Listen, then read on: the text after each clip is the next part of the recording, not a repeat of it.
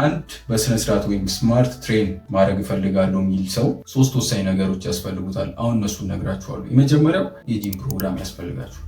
ጂም ፕሮግራም ከሌላችሁ ምን አቺቭ ማድረግ እንደምትፈልጉ አታውቁም፣ ለምን እንደምትሰሩ አታውቁም።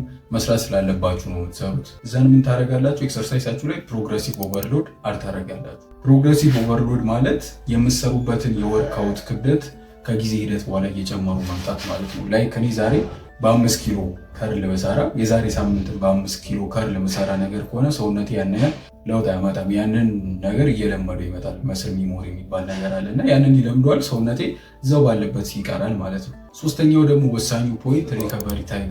አብዛኞቻችን ጂም እንሰራለን ግን አናርፍም። አብዛኛው ሰው ስክሮል ቢያደርግ ይመርጣል። ግን ሰውነታችሁ በቂ የሆነ የሪከቨሪ ታይም ያስፈልገዋል። እንዴት ነው ሪከቨር የምታደርጉት? በቀን ቢያንስ 2 ሊትር ውሃ ጠጡ። 2 ሊትር ከጠጣችሁ በኋላ ሰውነታችሁ ማግኘት ያለበት የሃይድሬሽን ሌቭል አለ። እሱን ካገኘ በኋላ እረፍት ደግሞ ያስፈልገዋል መስላችሁ። ያንን ደግሞ እረፍት በቀን ቢያንስ 8 ሰዓት መተኛት አለባችሁ ማለት ነው።